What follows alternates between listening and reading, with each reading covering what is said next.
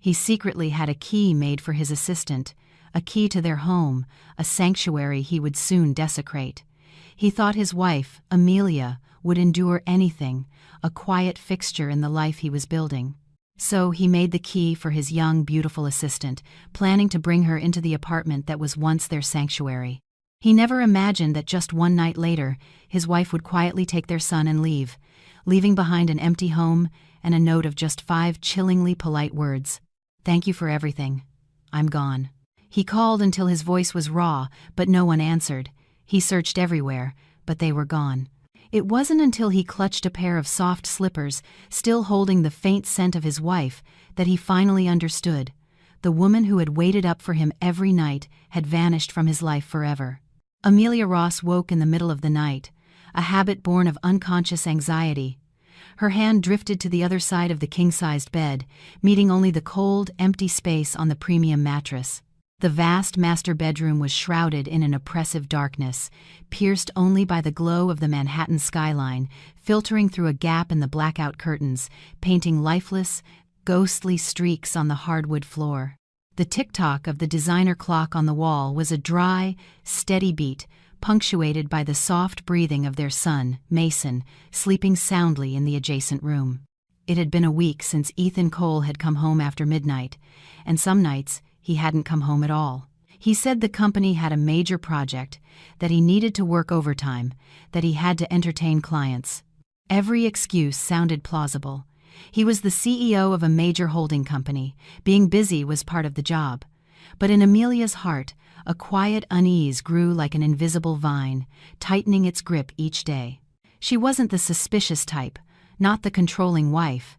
In their 5 years of marriage, she had placed her complete trust in Ethan, never once checking his phone or succumbing to baseless jealousy. She had always believed the foundation of a marriage was trust and respect. But now, her instincts, the instincts of a wife, of a woman who knew her husband's every glance and gesture, were screaming in silent desperation. Ethan had changed. His gaze would often shift away when she asked about his day. The hugs he gave when he came home no longer held their familiar warmth. They were perfunctory, a gesture performed out of obligation. His phone, once left carelessly on the nightstand, was now always placed screen down, as if hiding a secret. Worst of all was the scent. The dress shirts he shed each night no longer carried the crisp, cedarwood cologne she had carefully chosen for him. Instead, they were tainted with a strange perfume, cloyingly sweet and persistent, the scent of another woman. The first time she smelled it, she told herself it was from a female colleague or client. But the second time, the third, and then almost every day, her self-assurances became weak and ridiculous. Family dinners became a rarity. Conversations about their son, about their lives, faded. He came home only to sleep and left at the crack of dawn, as if fleeing the very home he had built. Even with Mason, the child he had once doted on, the son he had proudly shown off to the world, all the boy received now was a fleeting, distracted pat on the head before Ethan turned away. Amelia sat up quietly, smoothing the corner of the duvet on his side of the bed, a space so pristine it looked as if no one had ever slept there. Her eyes were heavy, not from sleepiness, but from the unnamed thoughts tormenting her. Something was rotting, collapsing from within their marriage, something she didn't have the courage to name. She had once believed that if she was patient enough, gentle enough, understanding enough, their marriage would always be safe. But a prolonged silence can be more terrifying than a fiery argument. It erodes love, making people accustomed to not speaking, not asking, not sharing. It turns two people who once shared a bed into strangers living under the same roof. She walked barefoot across the cool wooden floor to the window, pulling back the heavy curtain. Outside, New York City was sleepless. Skyscrapers blazed with light, and the streams of traffic flowed like endless rivers of fire. This city was too large, too dazzling, a place where it was easy to get lost, to be swept away by fleeting temptations. She remembered when they were first in love, when Ethan was just a junior executive with big dreams. He had once driven over an hour through a rainstorm just to bring her a cup of artisan hot chocolate she had idly mentioned craving. He had stayed up all night just to listen to her tell rambling stories about her day.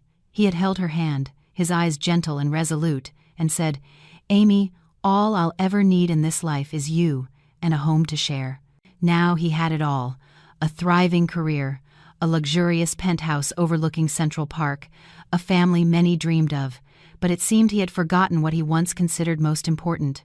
Those small, warm moments had become distant memories, covered by the dust of time and ambition. Amelia placed a hand on her chest, where her heart beat steadily, but felt heavy, aching. She didn't know exactly what lay ahead, but her intuition told her a storm was gathering, and she was about to face a truth that both her heart and mind had refused to believe. She tiptoed into her son's room.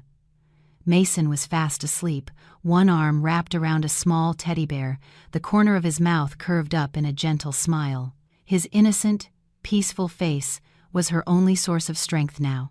She leaned down and placed a soft kiss on his forehead, whispering like a vow, "Mason, no matter what happens, Mommy will always be here for you." She sat on the edge of his bed, watching him sleep. Out there, the world of adults was complicated and filled with cruel changes. At least here, in this small room, she still had a pure and peaceful world to protect. But for how much longer? The strongest wall of their family, her son's father, seemed to have already abandoned his post. She sat there for a long time, until her limbs grew numb and the darkness outside began to fade, giving way to the first light of dawn. Another night had passed in waiting and confusion. Ethan still hadn't come home. Amelia knew her silence couldn't last forever. Sooner or later, she would have to choose. Either continue to turn a blind eye, living in the hollow shell of a marriage, or bravely uncover the truth and risk losing everything. Amelia's birthday arrived on a late autumn afternoon. The sun was pale, the breeze was gentle, and her heart felt strangely vast and empty. She had received congratulatory messages from old friends since the morning. A few close friends had even sent flowers and gifts to the apartment. Her parents, back in their small Midwestern hometown, had called early, fussing over her. But the one person she longed to hear from remained silent. Not a text, not a call. Ethan, her husband, seemed to have completely forgotten what day it was. She told herself not to be the kind of woman who just sits around waiting for a birthday wish from her husband. She busied herself cleaning the apartment, went to the gourmet market for fresh ingredients, and prepared a simple dinner. Not a lavish party, just a warm meal. She made the perfectly seared steak he loved, the creamy mac and cheese Mason adored, and a fresh garden salad. She had even bought a small chocolate hazelnut cake, planning to let Mason write "Happy Birthday, Mom" on it. She wasn't hoping for much, truly. Just for Ethan to come home tonight, for the three of them to sit together, eat a meal, and blow out the candles. That would have been the most perfect birthday gift. A small, faint flicker of hope still burned within her.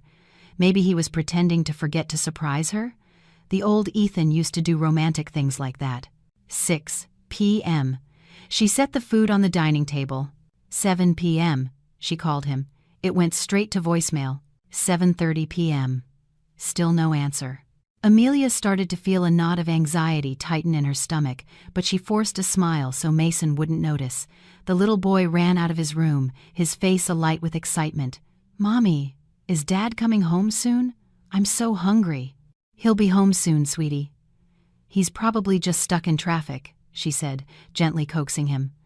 "Go play for a little while longer, okay?" At 8 p.m., when the food on the table had gone cold, her phone buzzed. It was a text message. Her heart skipped a beat as she rushed to open it. The screen lit up with Ethan's cold, impersonal words. Asterisk. Urgent meeting came up. Can't make it for dinner. You and Mason eat first. Asterisk. That was it. One short sentence. No further explanation, no apology, and of course, no mention of her birthday. Amelia stared at the message, her hand trembling slightly. Disappointment washed over her like a torrent of icy water, extinguishing the last fragile embers of hope. She didn't rage, she didn't cry. She just felt a quiet sadness spread through her body, a feeling of being forgotten in her own life. "Mommy, it's your birthday. Make a wish." Mason came running out, holding a small gift clumsily wrapped in construction paper. He was beaming, his big, bright eyes sparkling as he held out a crayon drawing. In the picture, 3 stick figures held hands under a smiling sun next to a giant birthday cake. Amelia knelt and pulled her son into a tight hug. She inhaled the sweet, milky scent of his hair, trying to keep her voice from shaking. "I wish my Mason will always be healthy, always happy, and always by my side." Her voice caught, and she couldn't say another word. The candles on the small cake were lit, their faint light trembling in the quiet space. Mason clapped his hands and sang "Happy Birthday." The child's clear voice mingled with the terrifying silence of the adults. One person was missing, one wish was missing, one loving glance was missing, but she had to keep smiling so her son wouldn't see the sorrow welling up in her eyes. She didn't know how she managed to cut the cake or how she managed to eat. All she knew was that her sense of taste was completely numb. The tender steak, the rich mac and cheese, it was all flavorless. The only sounds were her son's cheerful chatter and the echo of her own loneliness. Night fell quickly. After putting Mason to bed, Amelia stepped out onto the balcony. The city was still vibrant, ablaze with lights, but to her, this birthday felt like a cruel milestone, signaling that something had truly shattered, even if no one had officially said so. There was no anger, no tears, just a silence that reached the very depths of her heart. Amelia knew this forgetfulness wasn't just an oversight. It wasn't because he was too busy. It was the inevitable consequence of a heart that was no longer in its old place. And the thing that hurt her most wasn't that Ethan didn't remember his wife's birthday, but that he no longer wanted times to remember. For a man in love with someone else, everything about his wife, memories, important dates, becomes a burden not worth bearing. She stood there, letting the cold night wind of New York wash over her, but it couldn't cool the dull fire of pain burning in her chest. After that silent birthday, Amelia stopped making excuses for him. The wall of patience she had painstakingly built over the past few months had developed cracks that could never be repaired. Her intuition, that vague but persistent feeling, was now too clear to ignore. Ethan wasn't changing because of work, pressure, or life stresses. He was changing because someone else was in his heart. She began to observe him more closely, no longer with the loving eyes of a wife waiting for her husband to come home, but with the weary gaze of an analyst whose hope was draining away. In the mornings, he would rush out without eating the breakfast she'd prepared. Late at night, the strange perfume still lingered on his collar and on the seat of his car. Sometimes, she would even see a faint lipstick smudge on his white shirt, a bright, garish red, completely different from the muted, earthy tones she always wore. Amelia had never believed a man could change so easily just because of a third person. She had naively thought that if she gave enough love and forgiveness, she could hold on to the heart of the man she chose to marry. Now, she understood the bitter truth. You can't hold on to something when a person has already decided to leave. She didn't speak up, didn't question him, didn't confront him, not because she was weak, but because she understood that words were meaningless now. If a man still loves his wife, he will find a way to save his family. If he no longer loves her, any question is just another form of self-torture, turning her into a pathetic, pitiful woman in the eyes of the man who betrayed her. A few days after her birthday, on a rare, quiet afternoon, Amelia decided to deep clean the entire apartment, starting with Ethan's home office, a place she seldom entered. She wanted to use the busyness of her hands to fill the gaping void in her mind. While organizing a stack of documents on his desk, she saw the suit jacket he had worn on her birthday, tossed carelessly over the back of his chair. Out of habit, she picked it up to check the pockets before sending it to the dry cleaners. Her hand froze when she felt a stiff piece of paper inside the breast pocket. She slowly pulled it out. It was a receipt. Her eyes narrowed, reading each sharply printed line. Asterisk Aura Asterisk, a luxurious and romantic French restaurant on the Hudson, famous for its panoramic views of the city at night. The date on the receipt was her birthday. The total amount was astronomical, enough for a lavish dinner for two. Amelia's heart felt as if it were being squeezed in a vice. Asterisk Aura Asterisk. This was the place Ethan had promised to take her for their 5th wedding anniversary, but he had canceled, claiming he had an unavoidable last-minute business trip. And now, he had gone there with someone else, on his own wife's birthday. The deception was so blatant, the betrayal so cruel. This was no longer a vague suspicion. This was clear, irrefutable proof. A thin piece of paper that felt as heavy as lead, crushing the last remnants of her hope. That evening, Ethan came home earlier than usual. He looked tired, loosening his tie as he sat down on the sofa. Amelia maintained her composure. She cooked dinner, called their son to the table. Everything proceeded as normal, but the air in the apartment was as heavy as stone. After Mason was in bed, Amelia walked into the living room. Without a word, she calmly placed the receipt on the glass coffee table in front of Ethan, right next to the files he was reviewing. He looked up, his eyes landing on the receipt. His pupils contracted for a fleeting moment, a flash of panic that he quickly extinguished. He cleared his throat, trying to sound casual. "Oh, this." Amelia just stared at him silently, waiting for an explanation. He picked up the receipt, turning it over in his hands as if examining something perfectly ordinary. "I had to entertain a very important client that day. They're from France, and they specifically requested this place." The lie came out smoothly, but he couldn't meet her eyes. Amelia felt a bitter taste spread in her mouth. Her voice was even but icy. "A client so important you had to turn off your phone? So important you couldn't answer a single text from your wife?" Her calmness seemed to unnerve him. His face tensed, and his voice took on an edge of annoyance and defensiveness. "Amelia, don't overthink things. My work has been incredibly stressful lately. You wouldn't understand. Don't make things more complicated." With that, he stood up, grabbed his files, and walked straight into the bedroom, leaving her alone with the empty space and the discarded receipt on the table. Asterisk. You wouldn't understand. Asterisk. She let out a laugh, a sound more desolate than a sob. That was right. She couldn't understand how the man who had promised to protect her for a lifetime could now use such clumsy lies to cover up his betrayal. He didn't even bother to come up with a more sophisticated excuse. Did he think she was that naive, that easy to fool? The short conversation was over. He had single-handedly built a tall, thick wall between them, a wall of deceit and indifference. Amelia sat motionless on the sofa for a long time, staring at the receipt. It was a silent indictment, testifying to the decay of the marriage she had once poured her heart into. The days following the failed confrontation about the receipt were a stretch of suffocating silence. Amelia no longer tried to start conversations, no longer asked about his day. Ethan seemed content with that arrangement. He left early and came home late. They passed each other in their own home like two ships in the night. She lived like a pre-programmed machine. Wake Mason, prepare breakfast, take him to school, pick him up, cook dinner, clean.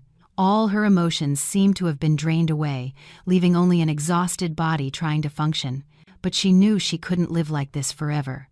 Living in a lie was a slow-acting poison, destroying not only her but also affecting Mason. He was a sensitive child. Despite her best efforts to act normal, her son sensed the tension in the family. One evening, as she was reading a story to Mason, he suddenly looked up, his clear eyes meeting hers, and asked a question that tore her heart to pieces. "Mommy, does Daddy not love you anymore?" Her son's innocent question was the final blow, shattering her endurance. She couldn't let her son grow up in a fake environment devoid of love. She couldn't let this silence and deceit poison his pure soul. For her own dignity, and more importantly, for Mason's future, she had to act. She decided she needed undeniable proof, something she had to witness with her own eyes. Not to fight for him or win him back, her heart was already dead. She needed the cruelest, clearest truth so she could leave without any lingering regret or doubt. She needed one final, clean cut to sever this rotten bond completely. The opportunity came on a Friday afternoon. She was in the living room watching Mason play with his Legos when Ethan took a phone call. He stepped out onto the balcony but must have thought she wasn't paying attention because he didn't slide the glass door shut. His voice was low, but in the quiet apartment, she could still make out the key words. "All right, Jessica, 4 p.m. on Saturday then. Come straight to my office. Yeah, no one will be at the company then. See you, Jessica." Jessica Vance, his executive assistant. The name was like a key, unlocking all of her suspicions. All the scattered pieces suddenly clicked together, forming a complete and disgusting picture of an affair. Her heart felt like it had been plunged into a pit of ice, numb and frozen, but her mind, in contrast, was strangely clear. She knew what she had to do. Throughout the afternoon, she began to make her plans. She called her best friend Chloe and told her she was bringing Mason over for a sleepover that weekend. That evening, when Ethan got home, she casually told him her plan. "I'm taking Mason to Chloe's this weekend. The kids haven't seen each other in a while." He looked up from his iPad, a flicker of relief and pleasure in his eyes that he couldn't quite hide. "Yeah, that's a good idea. You should get out and relax." His easy agreement and his look of relief only confirmed her suspicions. He was happy she and their son would be gone. He thought he would have the freedom to be with his mistress. He had no idea he was handing her a ticket to the truth and a ticket out of his life forever. Saturday arrived, a fateful day. The New York sky was as gloomy as her heart. She packed a small bag for Mason, dropped him off at her friend's house, and gave him a dozen instructions. Chloe looked at her pale face with concern. "Amy, are you okay? You look exhausted." She forced a weak smile. "I'm fine. Just a little sleep-deprived lately. I'll pick Mason up tomorrow." After leaving her friend's place, she hailed a cab and gave an address in the financial district. During the entire ride, she said nothing, just stared out the window. The bustling crowds, the honking traffic, she felt completely detached, like a ghost drifting through a world that no longer belonged to her. Her hands were cold, her stomach was in knots, but her will was firm. The taxi stopped in front of the gleaming skyscraper that housed the headquarters of Cole Holdings. She looked up at the magnificent structure of glass and steel. This was his pride, the kingdom he had built. But today, it was about to become the tomb of her marriage. She took a deep breath, trying to calm the frantic beating of her heart. There was no turning back now. She smoothed her clothes and, with steps that felt both steady and heavy, walked into the building's opulent lobby. Her reflection in the polished marble floor looked foreign and desolate. Amelia took the executive elevator to the top floor of the building. The sleek, mirrored interior reflected the image of a woman with a deathly pale face but terrifyingly determined eyes. The entire executive floor was deserted on a Saturday afternoon, as silent as a tomb. The plush carpet swallowed the sound of her footsteps. Her heart hammered against her ribs, so hard she felt it might burst. She stopped in front of the heavy, imposing wooden door of the CEO's office. The door wasn't fully closed, just slightly ajar, leaving a thin crack. They must have been too confident, assuming no one would ever come here at this hour. She took a deep, shuddering breath, her hand, cold as ice, trembling as she gently pushed the door. It swung open without a sound, and the scene inside immediately seared itself into her vision. A scene no wife in the world should ever have to witness. Ethan was sitting in his powerful leather executive chair, but he wasn't alone. Jessica Vance, his young, beautiful assistant, was perched gracefully in his lap. She was wearing a slinky, red silk dress that hugged her curves, her arms wrapped around his neck in a blatantly seductive manner.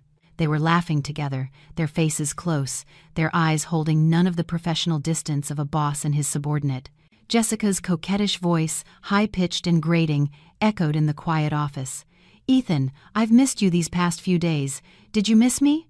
Amelia heard her husband's low chuckle, the same laugh that had once made her heart flutter, now feeling like 1,000 needles piercing her skin. "Do you even have to ask? I think about you all the time." The words flowed from him effortlessly, as if a wife named Amelia Ross didn't exist anywhere in his world. His hand was resting possessively on Jessica's waist. He leaned in and gave her a long, deep kiss. Amelia stood frozen in the doorway, her hand clutching her purse so tightly her knuckles turned white. She couldn't breathe. But strangely, her eyes were dry. Not a single tear fell. There was no sob, no gasp for air. She just stood there silently, an outsider, an unwilling audience to a cheap play starring her own husband. The pain was too immense, too sudden. It was beyond tears, beyond screams. It left her entire body numb, so this was the truth. All her suspicions, her sleepless nights, her attempts to deceive herself, all of it was confirmed by this raw, sordid scene. Her 5-year marriage, the love she had once considered her everything, was nothing but a joke. After only a few seconds, as quietly as she had arrived, she backed away, pulling the door closed as if it had never been opened. She did it so gently it made no sound. The laughter and playful chatter from behind the door continued, oblivious to her presence. It was as if she had just presided over the funeral of a part of her life. She turned and walked down the endless hallway, each step feeling like she was treading on the shards of her own heart. When she stepped out of the building, she looked up. The gray sky had finally broken, and a cold rain began to fall, soaking her hair and shoulders. She had no umbrella, nor did she have any intention of finding shelter. She just walked, aimlessly, through the rushing crowds on the street. Horns blared, people laughed, faces blurred past her. No one looked twice at the woman who had just witnessed her heart being fatally stabbed. There were no words, no tears, no screams, because this pain was beyond all expression. The rain grew heavier, lashing against her face, washing away the light makeup she had applied to hide her exhaustion. The rainwater mixed with something salty trickling from the corners of her eyes that she didn't even realize was there. She walked for a long time, through countless streets.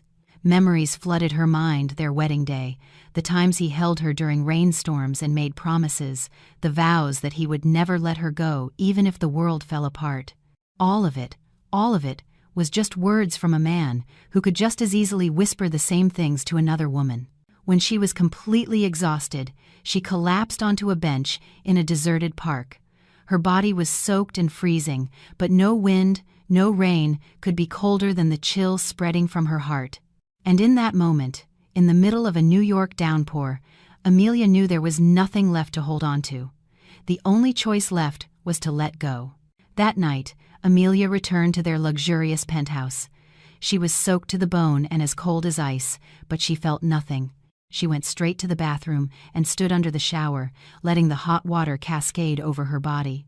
She scrubbed her skin for a long time, as if trying to wash away the filthy memories of the day, to wash away the 5 years of her youth she had misplaced. After her shower, she changed into a simple, comfortable set of pajamas. She didn't cry. She didn't smash anything. The violent storm of emotions had passed, leaving in its wake a terrifying calm, the calm of a person whose heart had completely died. She began to pack. She went to Mason's room first. She gently folded his small clothes, carefully wrapped his favorite storybooks, and gathered his Lego sets into a box. Every item was tied to a memory, a happy moment between mother and son. But looking at them now, all she felt was a dull ache. She packed everything into one large suitcase. Then, she returned to their master bedroom. She opened the enormous walk-in closet. One side was filled with Ethan's expensive, perfectly pressed suits. The other side was her world, designer dresses, luxury handbags he had bought for her. She looked at them and smiled a self-mocking smile.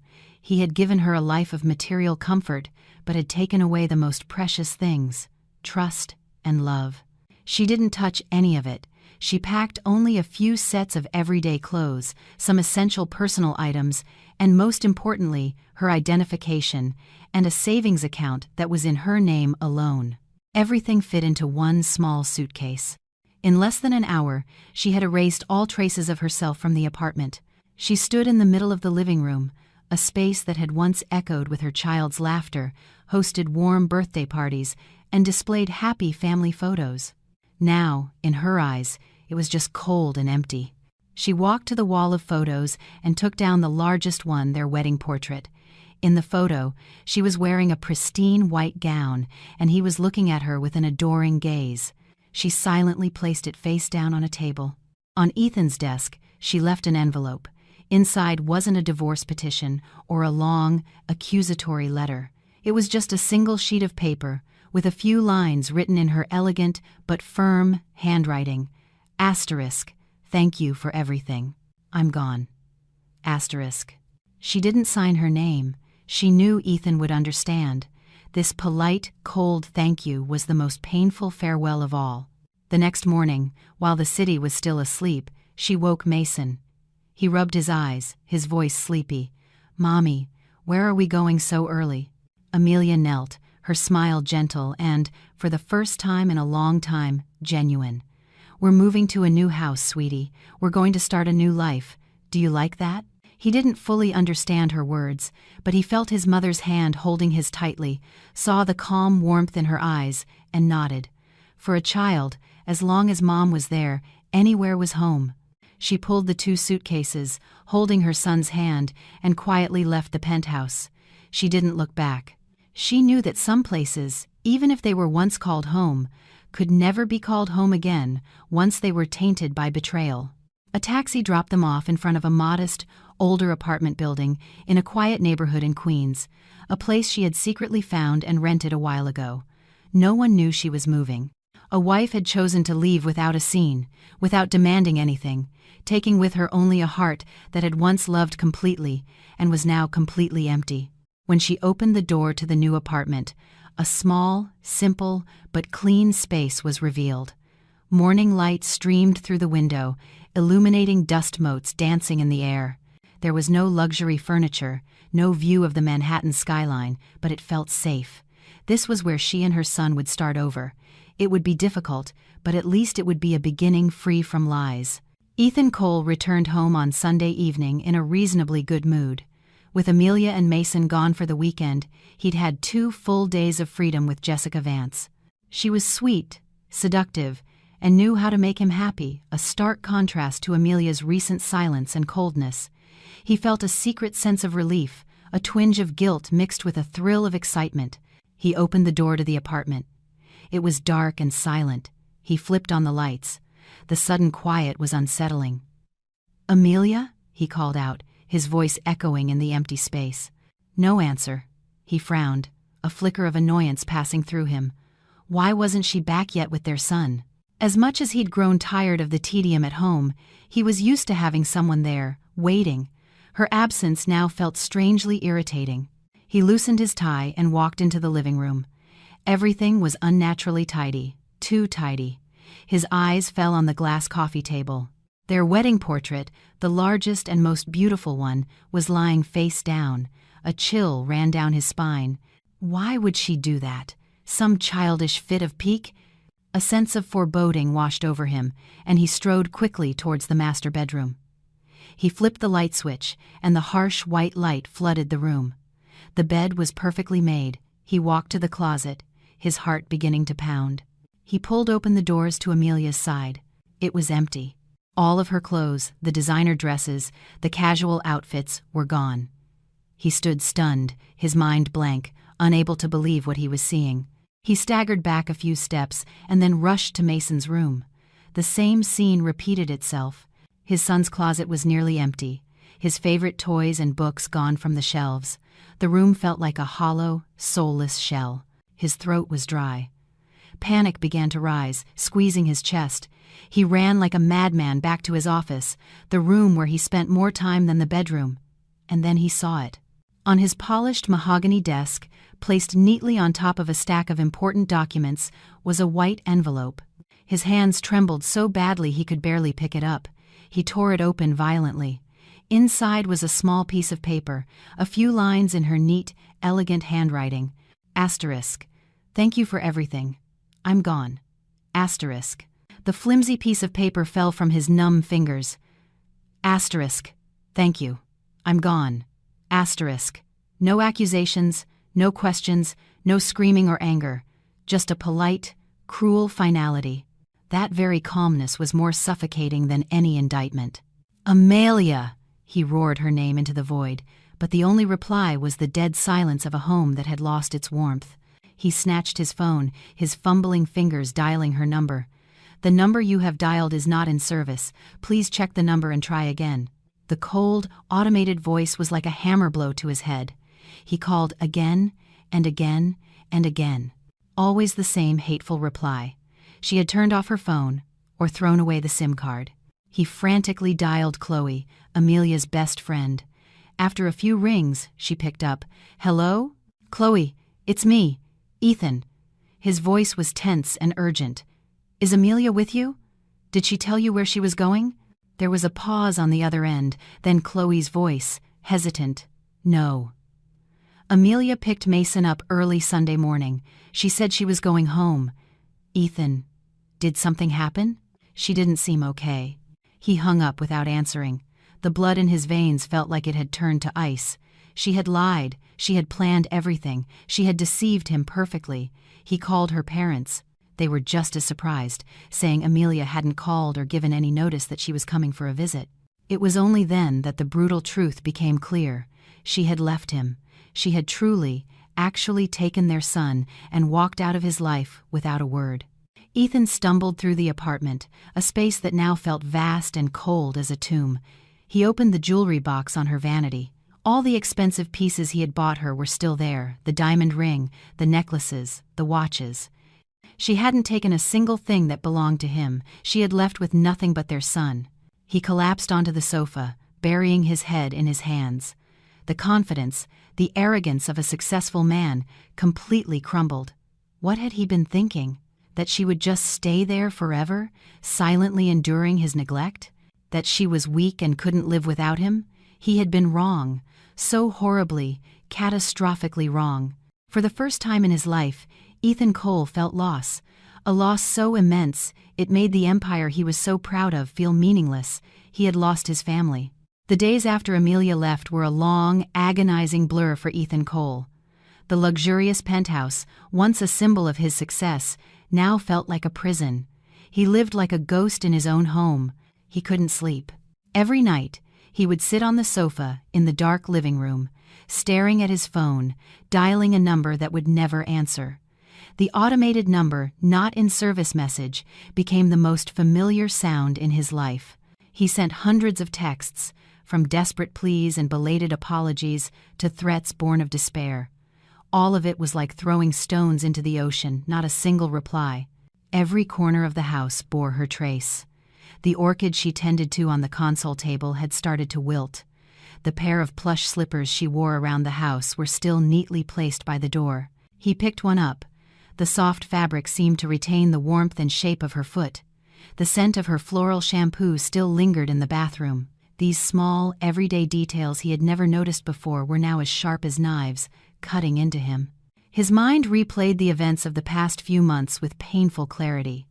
He remembered how the light in Amelia's eyes had gradually dimmed each time he came home late. He remembered her forced smile when he used work as an excuse to skip family dinners.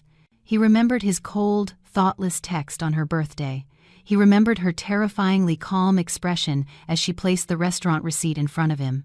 He had mistaken her silence for submission, her patience for weakness. He had been too arrogant, too confident that she would never dare to leave him, to leave the comfortable life he provided. He had used her forgiveness as an excuse for his own selfishness. Now he realized how foolish he had been.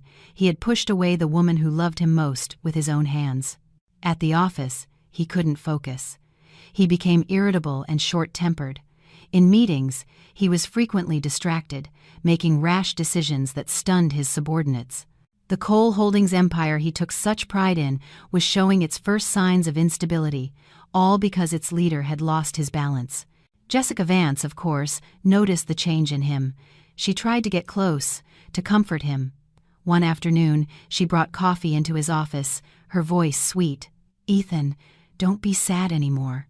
She's gone, but in a way, it's a release for you. You're free now." Ethan, who was staring blankly at a financial report, heard her words and snapped his head up. His eyes were as sharp as daggers. "A release?" He scoffed, a bitter, self-loathing smile on his face. "What would you know about it?" He shot up from his chair, violently shaking her hand off his arm. "This is all your fault. If it weren't for you, she wouldn't have left. Get out." Jessica was stunned, her face paling at his rage. It was the first time he had ever treated her this way. She left in a huff, and he sank back into his chair, disgusted with himself. He started seeing his mistress in a new light. The novelty and allure had vanished, replaced by a shallow, troublesome woman. He realized their affair was just a reckless game, a foolish infatuation, and the price was his entire family. What tormented him most was the silence. No more of Mason's cheerful laughter, no more Daddy. When he opened the door, no more of Amelia's gentle, "You're home." The quiet he had once craved, to be left undisturbed, had now become the most excruciating form of torture. One night, he found himself wandering into Mason's room. It was empty and cold. He sat on the floor and noticed a small toy car his son had left under the bed. He picked it up, clutching it in his palm. And then, the arrogant man who had never shed a tear in the face of any hardship finally broke. He buried his head in his knees, his broad shoulders shaking violently. Gut-wrenching sobs of pain and regret echoed in the empty room. He had lost the most precious treasure of his life. When Amelia left, Jessica Vance thought she had won. She had eliminated the biggest obstacle, and the position of Mrs. Cole was just a matter of time. She dreamed of a life of luxury, of being admired as the mistress of the Cole empire. But she quickly realized she had made one fatal miscalculation: Ethan Cole's heart. For the first few weeks, she patiently played the role of the understanding lover, gently comforting him.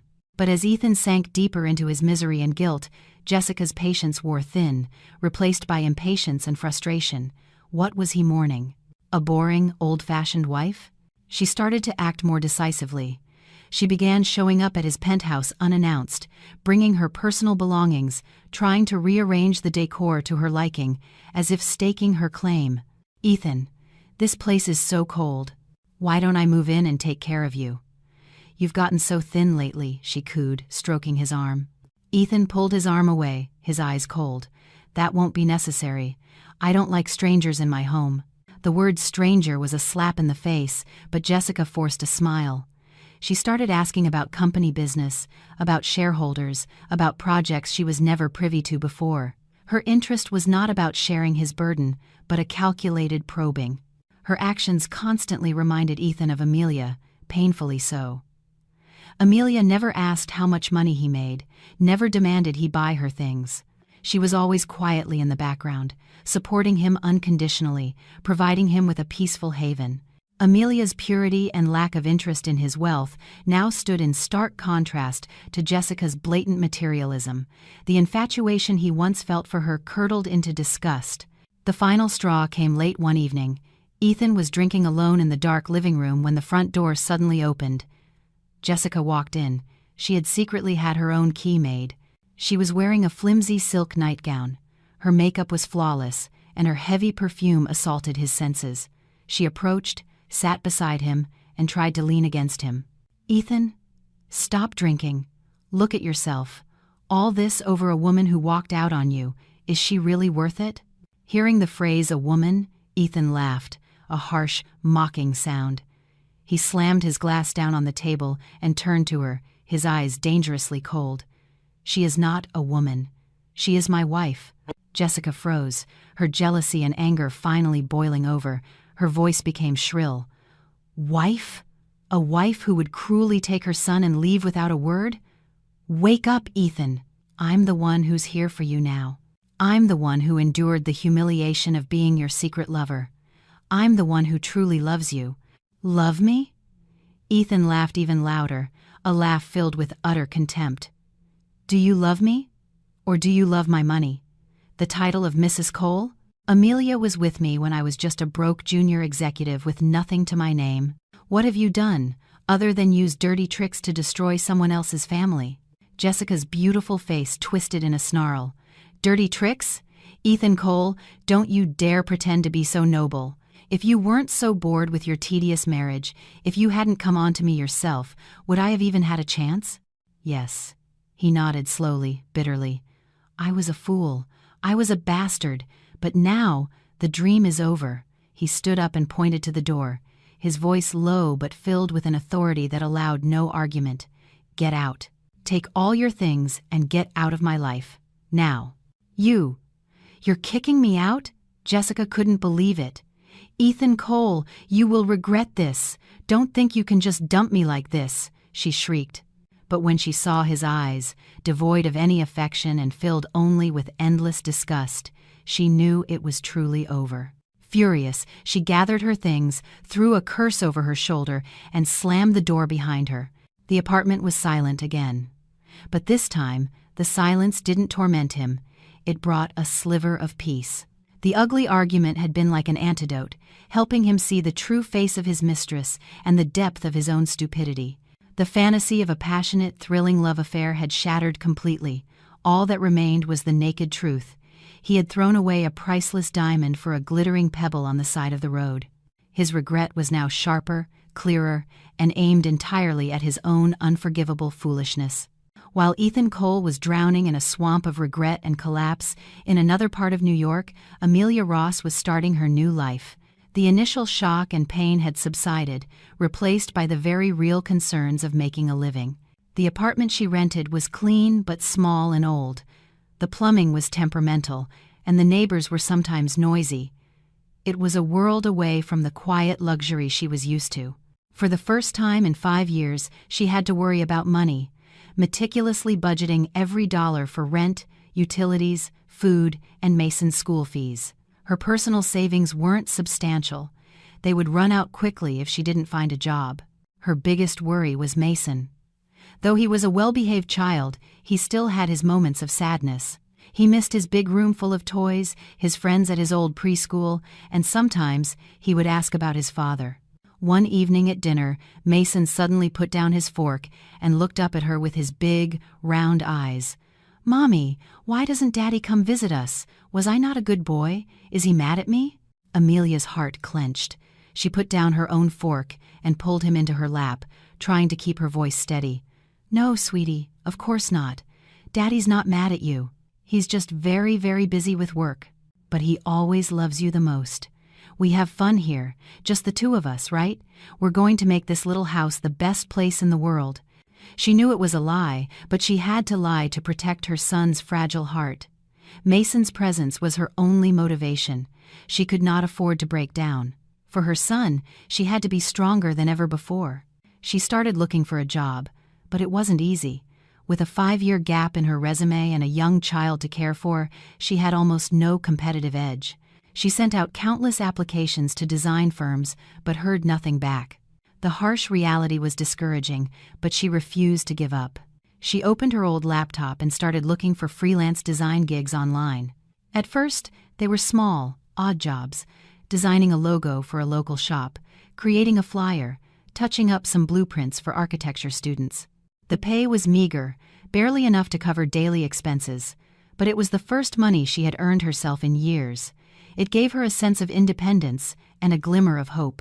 Her life fell into a new rhythm, each day a battle. She would wake up early, make a simple breakfast, and walk Mason to the local public school.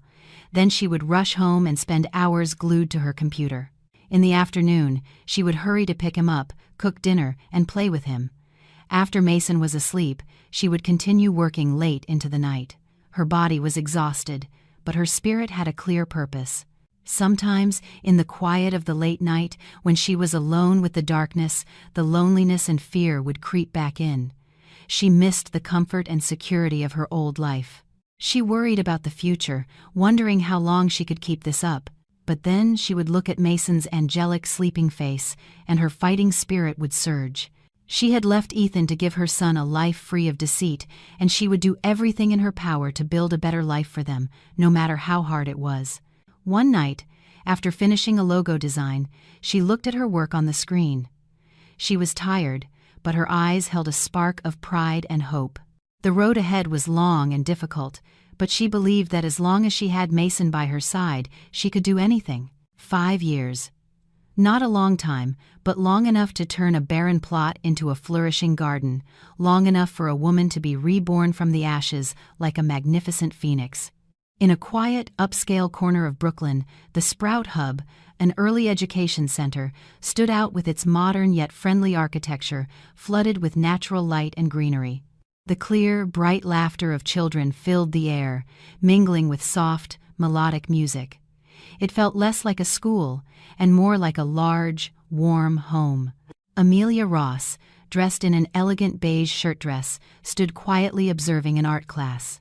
Her hair was swept up in a neat bun, her face no longer holding the sorrowful, submissive look of 5 years prior. In its place was a calm confidence, a deep, tempered beauty forged by hardship. Her eyes, watching the children engrossed in their painting, shone with gentleness and patience. No one would guess that this graceful woman was the single mother who had once taken on cheap, odd design jobs to make ends meet. The past 5 years had been a challenging journey.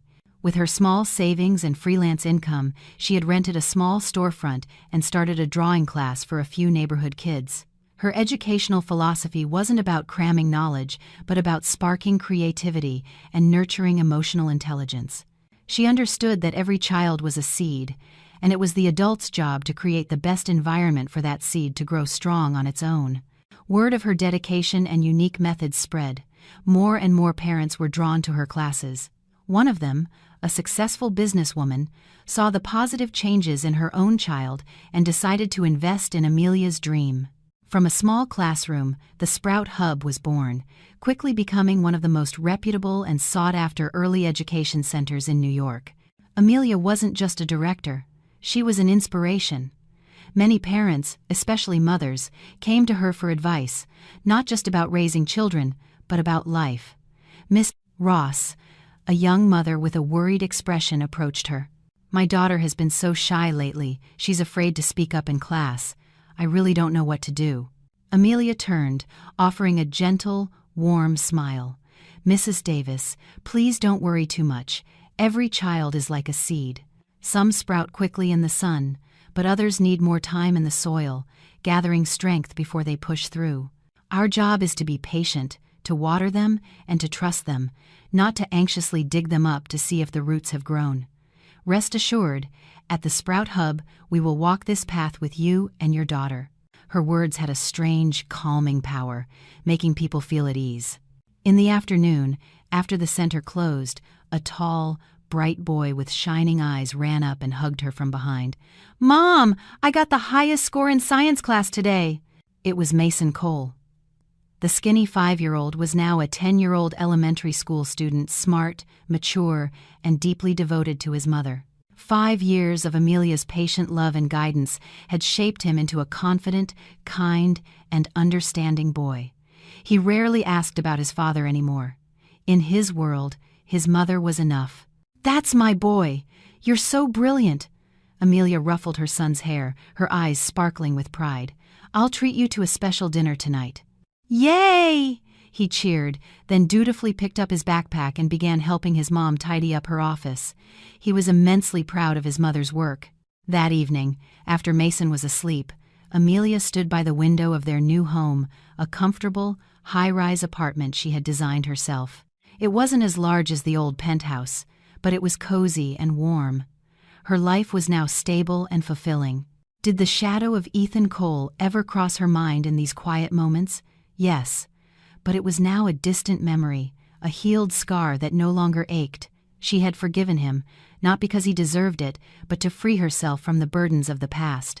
She had learned to love herself, to stand on her own 2 feet. She had built a complete and happy world for herself and her son, a beautiful world that didn't need his presence. She was no longer the abandoned wife from 5 years ago. 5 years after Amelia left, Ethan Cole's world had also changed. On the surface, he was more successful than ever. Cole Holdings had expanded, becoming a dominant force in the business world. He was colder, more decisive, and more alone. The luxurious penthouse was still his solitary refuge. He never remarried, never had another serious relationship. The affair with Jessica Vance had ended quickly and ugly, leaving him with an expensive lesson and a deep-seated disgust for superficial relationships. But beneath the surface, his empire was facing turbulent undercurrents. Competition was fierce, and a few poor decisions he had made in the past, fueled by his emotional instability, were beginning to have consequences. In the lavish boardroom, the atmosphere was tense. "Mr. Cole, if the situation with the New World project doesn't improve by next quarter, we'll be forced to pull our funding. The instability at Cole Holdings in recent years is a major concern for us," said Mr. Thompson, the representative for their largest investment partner, his voice sharp with dissatisfaction. Ethan sat at the head of the table, his face an impassive mask, but inside, he felt a weariness he had never known. He had been putting out fires like this for years. The meeting ended on a heavy note. He returned to his office, rubbing his throbbing temples. His assistant entered and placed a thick file on his desk. "Sir, here is the due diligence report on potential partners in the education sector you requested. It's a rapidly growing market, a new direction to diversify our investments. Ethan nodded indifferently, flipping through the file without interest. Education. He had no passion for it. He was just following the board's recommendation. His eyes scanned the company names, the complex financial charts, the dry figures, until one name made him freeze. Asterisk, the Sprout Hub Early Education Center. Asterisk. He paused, reading the report on this center more carefully. A surprisingly successful business model, rapid growth in just a few years, an outstanding reputation among New York's elite parents. And then his eyes locked on the line below the founder and director section. Asterisk, Amelia Ross. Asterisk. The file slipped from his hands, papers scattering across the floor. His entire body went rigid, the blood in his veins seeming to stop. The heart that had been quiet for 5 years suddenly began to pound furiously against his ribs. Amelia Ross. His Amelia. The woman who had vanished from his world like smoke, leaving no trace. For 5 years, he had used all his power and money to search for her, to no avail. He had thought she'd left the country, or that something terrible had happened. And now, her name had appeared before him in a business file, attached to a brilliant success story he knew nothing about. A whirlwind of emotions engulfed him. Stunned disbelief, then an irrational flicker of anger. How could she be so successful without him? But all of that was quickly drowned by a desperate, overwhelming wave of hope. She was here. She had been in New York all along. He hadn't completely lost her. And Mason, their son. How was he? Was he okay? "Get out!" he growled at his bewildered assistant. When he was alone, he sank to his knees, his hands trembling as he gathered the scattered pages. He devoured the report, not missing a single word. Tucked inside was a small magazine interview featuring a photo of her. It was small and a bit blurry, but he recognized her instantly. It was the same elegant face, but the innocence was gone, replaced by the confident, serene grace of a seasoned woman. The pain and regret he had tried to bury for 5 years erupted with violent force. He knew what he had to do. Failed projects, withdrawn investments, none of it mattered anymore. For 5 years, he had lived in a hell of his own making. Now, a fragile clue had appeared. He had to find her. He stood up and walked to the window, looking down at the city he ruled, but all he could see was her face. He picked up his phone, his voice hoarse but resolute, as he gave an order to his most trusted assistant. Investigate everything about the Sprout Hub Education Center and its founder, Amelia Ross. I want an address and every available detail within the hour. With the address in hand, Ethan drove his luxury Maybach to the quiet neighborhood in Queens where Amelia lived. The expensive car looked utterly out of place among the small side streets and weathered apartment buildings. The stark contrast between his world and her current one sent a sharp pang of pain through his chest. He had promised to give her the best life, only to be the one who pushed her into a place like this. He parked on a side street and sat in the car for a long time, his heart pounding like a war drum.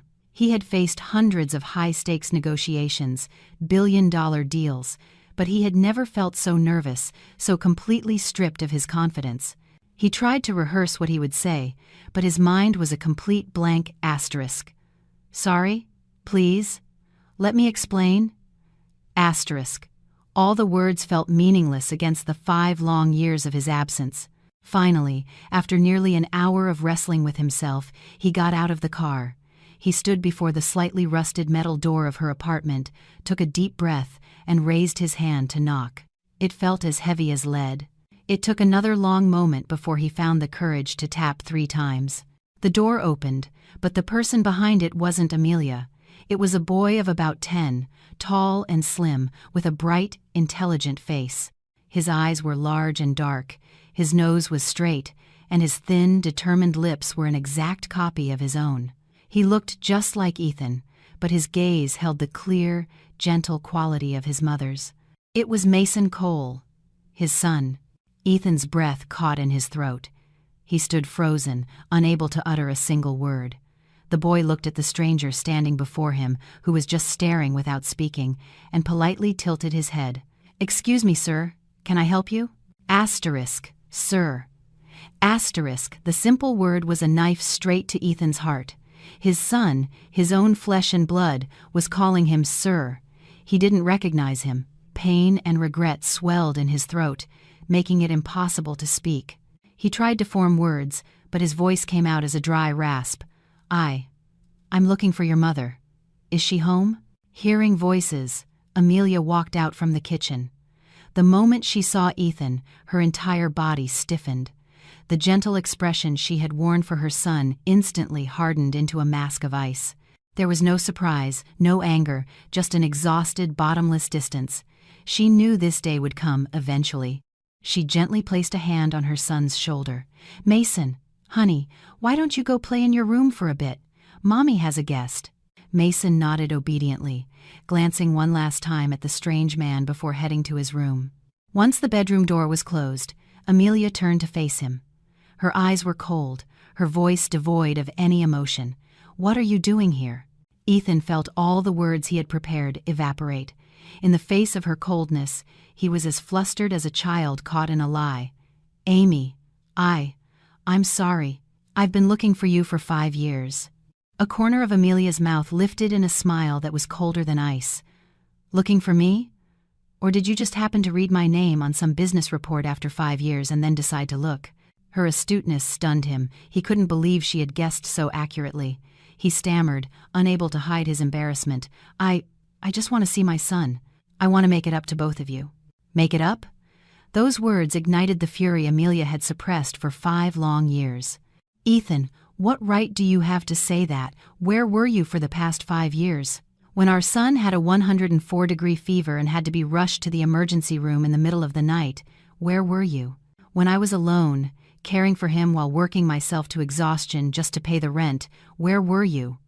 When my son cried and asked why all his friends have dads but he doesn't, where were you? Do you think a simple 'I want to make it up to you' can erase those 5 years?" Each question was like a whip cracking against him. He stood there, unable to answer, unable to argue. He could only bow his head and accept her accusations, because everything she said was the truth. He looked up, his eyes filled with pain and desperation. "Then what should I do? Tell me, Amelia, what do I have to do for you and our son to forgive me?" Amelia looked deep into his eyes. She saw the regret, the torment, but her heart was no longer moved. "I don't need your forgiveness, and my son doesn't need a father who suddenly drops out of the sky. Ethan, words are the cheapest thing in the world. If you're truly sorry, then stop talking." She paused, her voice becoming steel. "Prove it with your actions. But I'm telling you now, don't expect anything. And most importantly, do not disturb the quiet life my son and I have built." With that, she gave him no chance to say another word and decisively slammed the door in his face. Ethan was left standing alone in the shabby hallway, the cold finality of the closing door like a verdict, declaring that his journey to reclaim his family would be the longest, hardest road of atonement. He understood that to open that door again, he couldn't use money or power, but the entirety of his guilt-ridden heart. After that tense encounter, Ethan didn't dare show up unannounced again. Amelia's words had been a bucket of ice water, snapping him to his senses. Asterisk, prove it with your actions. Asterisk, the phrase echoed in his mind. He knew he couldn't be impulsive or use his usual overbearing tactics. He had lost that right. Now, all he had was patience. He started a new, secret routine. Every morning, he would wake up early and drive to Amelia's neighborhood, parking his car in a discreet spot down the street. He would just sit there, silently watching her walk Mason to school. He saw her gently stoop to fix the boy's collar, saw her warm smile as she listened to their son's chatter. These simple, everyday moments, things he had once taken for granted, were now a luxury he could only observe from a distance. His heart ached, yet he felt a strange sense of peace. At least he knew they were okay. He started to learn about Mason's life. He found out the boy loved a specific brand of strawberry yogurt sold at the convenience store near his school. The next day, Ethan went to the store, bought their entire stock, and paid the owner, asking him to give Mason a free yogurt every day, telling him it was a loyal customer promotion. He also learned that his son was obsessed with the superhero Ultraman. He spent an entire evening searching online and finally managed to order the latest limited edition figure from Japan. A few days later, the package arrived at Amelia's apartment with no return address, just a small note attached. For the bravest little hero. Amelia, of course, knew who was behind these things. At first, she was annoyed. Was he trying to buy their son's affection with money? But then she realized he never showed his face, never demanded recognition. He was doing everything quietly. She decided to remain silent, neither accepting nor returning the gifts, simply observing to see how long he would persist. One late autumn afternoon, the sky suddenly opened up in a torrential downpour, throwing the city streets into chaos. Ethan was sitting in his car near Mason's school, his stomach in knots. He saw Amelia running toward the school gate with only one small umbrella. Without hesitation, she held it entirely over their son, leaving one of her own shoulders completely exposed to the soaking rain as she struggled to hail a cab in the gridlocked traffic. The sight twisted his heart. Without a second thought, he bolted from his car, ran into a nearby store, and bought the largest, sturdiest umbrella he could find. He didn't dare bring it to her himself. He saw a young delivery guy taking shelter from the rain and ran over, pressing a large bill into his hand. "Excuse me, can you do me a favor? Please take this umbrella to the mother and son standing over there. Just say a kind stranger sent it. Don't say anything else." The delivery guy, though surprised, quickly agreed. Just as Amelia was getting desperate, a young man ran up and handed her a large umbrella. "Ma'am, someone asked me to give this to you," he said, and rushed off. Amelia was stunned. She held the umbrella, looking around, trying to find a familiar face in the crowd, but saw no one. She looked at the high-quality umbrella in her hands, then at her son, dry and safe beside her. Finally, she opened it, shielding them both from the rain. From his car, Ethan watched their figures disappear down the street under the new umbrella. He felt a mix of sorrow and a tiny spark of joy. He had been able to do something for them, even if it was something so small. That evening, Amelia placed the new umbrella next to the Ultraman figure. She stood looking at them for a long time. She knew it was him. The initial annoyance had faded, replaced by a complex, indescribable feeling. He wasn't storming into her life, not demanding or forcing anything. He was just quietly, somewhere, using his own clumsy methods to show he cared. The wall of ice she had built around her heart was still solid, but perhaps, after that afternoon's rain, a tiny, almost imperceptible crack had appeared. Ethan's quiet efforts, though unacknowledged, did not go unnoticed by Amelia Ross. She knew who paid for Mason's yogurts, who sent the limited edition action figure. His persistence was vexing, but it also stirred a complex emotion within her. He wasn't making a scene or demanding entry into their lives. He was just quietly existing on the periphery, using clumsy gestures to mark his presence. The turning point came one evening. As Amelia was checking her son's homework, Mason hesitated before speaking. "Mom, I saw that man again today at the school gate, the one who gave you the umbrella. He just looked at me from far away and smiled. I wanted to thank him." Amelia's heart fluttered. She looked at her son and saw in his clear eyes a mix of curiosity and a hint of longing. She had always told herself she had to keep Ethan away from their lives, but perhaps she couldn't deny Mason the right to know his own father. Even if she could never forgive Ethan, Mason was innocent. He deserved an answer. After a long, restless night, she picked up her phone and sent a short text to the number she had never deleted. *Sunday, 3 p.m., Central Park. Just 1 hour. Ethan received the text in the middle of a tense meeting. He almost couldn't believe his eyes. He read the short line a dozen times, so much so that his assistant had to clear his throat to get his attention. He immediately declared the meeting over, leaving everyone in stunned silence. For the next 2 days, he was in a state of delirious joy and crippling anxiety. He prepared countless gifts, from expensive toys to elaborate outing plans, only to discard them all. He realized what he needed wasn't to impress, but to be sincere. On Sunday, he arrived at Central Park at 2 p.m. He wore simple, casual clothes, shedding the aloof aura of a CEO. When he saw Amelia and Mason approaching from a distance, his heart felt like it would leap out of his chest. Amelia maintained a cool, distant expression. She chose a bench under a large tree, sat down, and opened a book, a clear signal that she was only there as a supervisor. The focus was on the meeting between two males, one large and one small. Ethan walked over and slowly knelt on one knee to be at eye level with his son. His voice was hoarse with emotion. "Hi, Mason. I'm an old friend of your mom's." Mason looked at him without blinking. Unafraid, only purely curious. "Are you the one who sent me the Ultraman figure?" A smile, both joyful and pained, touched Ethan's lips. "Yes, that was me." The conversation started awkwardly, but the innocence of a child quickly broke the tension. "Hey, let's play frisbee," Mason suggested, pointing to a blue plastic disc he had brought. Ethan agreed instantly. He took off his jacket, rolled up his sleeves, and started playing with his son. He hadn't run like this in years. He ran, he jumped, he laughed. He was clumsy and uncoordinated, dropping the frisbee more than once, which sent Mason into fits of giggles. The sound of his son's clear, carefree laughter was the most beautiful music he had heard in 5 years. From her bench, Amelia looked up from her book. She saw the scene, a tall man in casual clothes chasing after a young boy, both of them laughing under the golden afternoon sun. For a moment, her heart skipped a beat. This image had once been her simplest dream of a family. After they were tired, father and son sat on the grass. Mason started asking a million questions. "What's your job?" "I work in an office." "Do you like chocolate ice cream?" "Mom says if I eat too much, I'll get cavities."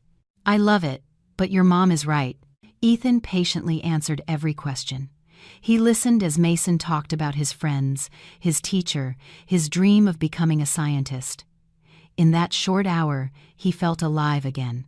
He was getting a glimpse into his son's world, a world he had missed for 5 years. The time passed too quickly. Amelia stood up and checked her watch, a clear signal that the hour was up. The joy in Ethan's eyes faded. Mason looked disappointed too. "Mister?"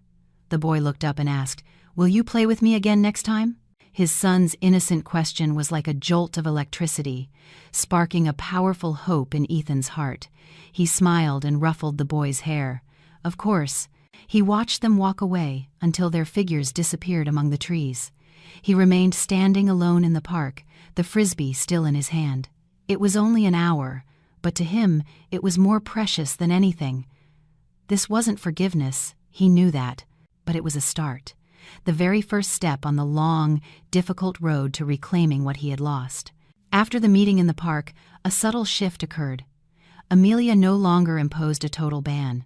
Occasionally, on weekends, she would allow Ethan to take Mason to the bookstore or a museum, though always under her distant supervision. He was always perfectly behaved, never crossing the boundaries she had set. A fragile, tentative routine began to form. Amelia maintained her cold exterior, but inside she was a battlefield of conflicting emotions. She saw that her son was happier, more open, whenever he was with Ethan. This brought her both relief and a pang of pain. A few weeks later, on a Saturday evening, Ethan brought Mason home after a movie. The boy had fallen asleep in the car. He carried him up to the apartment.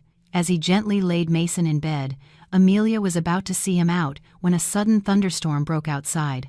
Lightning split the sky, and rain poured down in sheets. Looking at him standing there, perhaps out of pity, or for a reason she herself couldn't define, Amelia heard herself say, "The rain is too heavy. You can stay for a while, wait for it to let up." She went to the kitchen and made him a cup of hot tea, placing it on the small coffee table. It was the first time in 5 years they had been alone together in a quiet space like this. The air in the small living room became thick with all the things left unsaid. Ethan took the cup, the warmth seeping into his cold hands. He looked at the woman sitting across from him. She was still beautiful, but her beauty was distant, like an impenetrable wall of ice. He knew that if he couldn't break down this wall, he would never have a chance. He knew this was the moment he had to tell the truth. He took a deep breath, his voice low and raspy with 5 years of torment. "Amelia, there's something I have to tell you. About that day, the day you came to my office."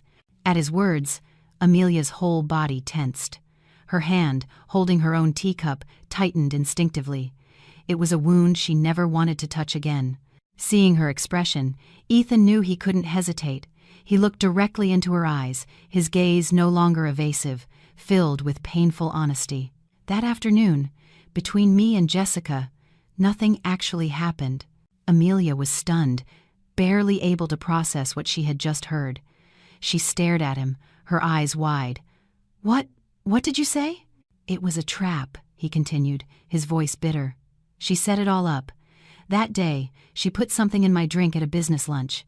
I felt dizzy and exhausted, so I went back to the office to rest. She was the one who took me there and staged that scene. The kiss, she initiated it. I wasn't fully conscious." He paused, his voice cracking. "She knew you were coming. She planned everything." Amelia sat motionless, her mind a blank. A trap? A setup? But then a wave of anger surged through her, overwhelming her shock. "Then why?" she almost shouted. "Why didn't you say anything back then? Why were you silent?" This was the hardest part. Ethan bowed his head, his voice filled with self-loathing. "Because I was a coward. After you left, I knew it was a setup, but I didn't have the courage to chase after you and explain. I was afraid you wouldn't believe me. I was afraid you would think I was just making excuses for my guilt. I was afraid you'd find out I was foolish enough to be manipulated by another woman. I was afraid you would despise me." He looked up, his red-rimmed eyes filled with utter agony. "And most of all, Amelia. I have to admit that even though nothing physical happened that day, in my mind, I had already betrayed you. My heart was no longer completely yours. I had a crush on her, and because of that, I felt I had no right to explain, no right to ask you to stay. Asterisk, crash. Asterisk." The teacup fell from Amelia's hand, shattering on the floor into 1,000 pieces, just like her heart at that moment. Her whole body trembled. The tears she had held back for 5 years finally broke free, streaming down her face like the rain outside. But these were not tears of weakness or sadness. They were tears of rage. Rage at Jessica's cruelty, but 1,000 times more rage at his cowardice. "Do you have any idea," her voice trembled, breaking, "what my life has been like for the past 5 years? I had to live with that image, that pain, that humiliation, every single day. I told myself I had to be strong, I had to hate you, just to survive. But all of it was built on a misunderstanding, on a lie you couldn't be bothered to correct. Your cowardice was crueler than any betrayal, Ethan. Do you know that?" She buried her face in her hands, her shoulders shaking violently. Ethan sat there, paralyzed. He wanted to reach out, to hold her, to comfort her, but he knew he had lost that right. He could only watch her cry, watch the pain his silence had caused her for 5 years finally erupt. He knew this truth, instead of healing, had just ripped her old wound open again, deeper and more painfully than before. That night, after Ethan left, Amelia sat alone in the living room for a long time. The broken pieces of the teacup had been swept away, but the shattered pieces of the truth still littered her mind, sharp and painful. The storm outside had passed, but the storm inside her had just begun. She barely slept. His confession echoed in her head. No physical betrayal, it was all a staged play. The woman she had hated for 5 years was just a cruel puppeteer, and the husband she thought had stabbed her in the back was just a coward who couldn't face the truth. The next morning, she woke up with an exhausted body and a tormented heart. She looked at herself in the mirror. The woman looking back had swollen eyes and a weary, confused expression. Who was she? The cheated, abandoned wife? Or the wife who left over a misunderstanding? The wife who hadn't given her husband a chance to explain? The very nature of her pain had changed. Before, it was a clear-cut pain, a righteous anger toward a betrayer. That pain, as harsh as it was, had given her the strength to leave, to rebuild her life. She hated him, and that hatred became the fuel for her survival and success. But now? Her enemy was no longer so clear. She despised Jessica Vance for her venomous scheme, but a larger, more complicated anger was reserved for Ethan, not because he had an affair, but because of his weakness and his silence. He had let her live in torment for 5 years. He had let her endure the humiliation and hurt alone, just to protect his own fragile ego and a man's pride. In her eyes, that cowardice was a deeper, more cruel betrayal. It showed that in his heart, his own image was more important than her feelings. She stumbled into the kitchen and made a coffee, but its bitterness was nothing compared to the bitterness in her soul. Her mind replayed the past 5 years, the lonely nights she cried herself to sleep, the difficult days she scrimped and saved to provide for her son, the times she had to swallow her tears and invent excuses to answer her son's questions about his absent father. She had gone through all of it, thinking she was the victim of an affair. Now, she just felt like a fool, a pawn in a game she never knew was being played. The strength she had built, the independence she was so proud of, suddenly felt fragile. Its very foundation was built on a distorted truth. A part of her felt relieved at least he hadn't slept with that woman, but another, much larger part of her felt disgusted. The betrayal in thought, the momentary infatuation, and above all, the 5 years of silence. He had allowed a misunderstanding to corrode their marriage, to corrode her youth and her trust. He hadn't given her the choice, the right to know the truth and decide for herself whether to stay or go. He had made the decision for her with his silence. Mason woke up and found his mother sitting listlessly at the kitchen table. He ran to her, worried. "Mommy, your eyes are all red. Did you cry last night? Is something wrong?" Amelia snapped out of her trance and hugged him tightly. "It's nothing, sweetie. Mommy just had a little trouble sleeping." She couldn't explain the chaotic mess of adult emotions to her son. The world she had tried so hard to shield him from was once again in turmoil. What was she supposed to do now? Did this new truth change anything? Was cowardice more forgivable than betrayal? She didn't know. The wall of ice she had built around herself had been strong because it was built on a simple, painful truth. But now that this truth was proven false, the wall was beginning to crack. She didn't know if she should let it crumble, or if she should use the cement of resentment and disappointment to build it back up, taller and stronger than before. That day, she went to the Sprout Hub as usual. This place was her accomplishment, her pride. Watching the children play, seeing her dedicated staff at work, she felt a temporary calm. She had found her peace here. But his confession was a storm from the past, threatening to sweep away the tranquility she had worked so hard to achieve. Her heart was a tangled mess, and she had no idea which path to take next. That afternoon, the main lobby of the Sprout Hub was bustling. Parents were arriving to pick up their children, and the air was filled with cheerful chatter and the happy sounds of kids, creating a warm, vibrant scene. Amelia was standing at the reception desk, smiling and exchanging a few words with some of the parents. She had managed to temporarily shelve her chaotic emotions, putting on the calm, professional demeanor of the center's director. Suddenly, the glass doors swung open and a woman walked in. She was wearing the latest designer dress, with large sunglasses covering half her face, and her high heels clicked provocatively on the polished floor. Her entire aura was completely out of place in this wholesome environment. Amelia's heart stopped for a beat. 5 years had passed, but she recognized her instantly. Jessica Vance. All activity in the lobby seemed to halt. Parents and staff alike turned to stare at the newcomer. Jessica took off her sunglasses, revealing sharply made-up eyes and a malicious smirk. She ignored the receptionist who was about to approach her and walked straight toward Amelia. Amelia Ross. "Long time no see." Her voice was loud enough for everyone to hear. "You haven't changed a bit. Still got that holier-than-thou look, but just as pathetic on the inside." Amelia's face went cold, but her voice remained calm. "Miss Vance, this is an education center for children, not a stage for your dramatics. If you have no business here, please leave." Jessica let out a theatrical laugh. "Dramatics? Oh, the best part of the show is yet to come." She shifted slightly to the side. From behind her, a little boy of about 4 or 5 stepped out. He seemed shy, clutching tightly to Jessica's dress. But what made Amelia freeze was the child's face.